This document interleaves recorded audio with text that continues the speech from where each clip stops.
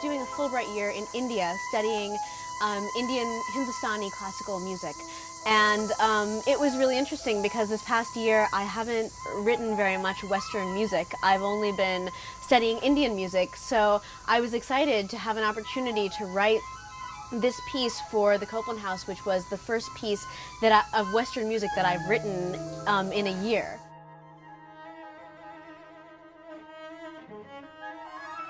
What I found great about the collaborative process in working with these artists at Merestead on this piece is that, you know, these are artists who play a lot of new music, who have really seen everything there is to see as far as new music is concerned, and so they come to it with their own ideas. You don't have to teach them what to do. They come with their ideas and you can begin to learn from them, get suggestions from them, give them suggestions.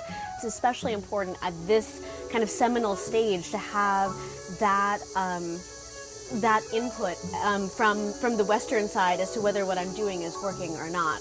It's really appropriate that I'm standing here talking about the Cultivate workshop in front of a photo of Aaron Copland, because Copland really animates everything that happens at Copland House. Cultivate directly springs from that core mission of championing the work of young composers, helping them to bridge what can sometimes be a really forbidding gap between leaving academia, finishing their graduate work, and embarking on the professional world.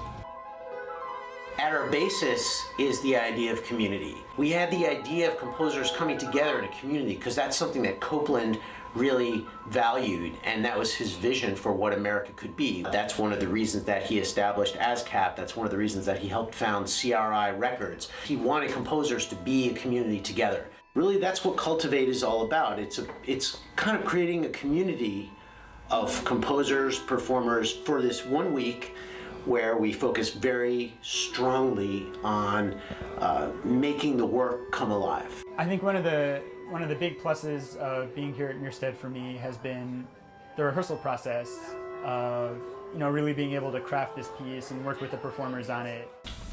And then in the next bar, I'm cutting what you're doing in the second and third beat. So you'll play that snap and then you'll play on the fourth beat.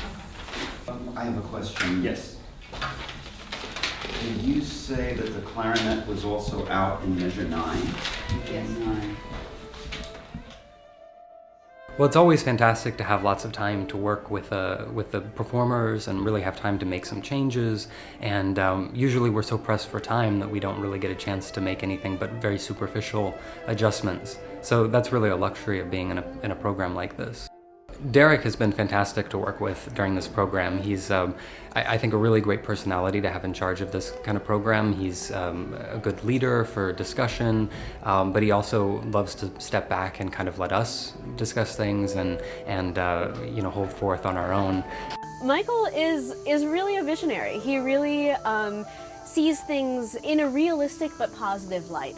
There's so many people who want to talk about the downfall of concert music and want to talk about the end of classical music, and, you know, Michael doesn't see things that way, and that's why he created this program, and that's what I think is really special and wonderful about this program, is it's, you know, imbued with his kind of positive energy to do something and to put the music that we write in the place that it deserves.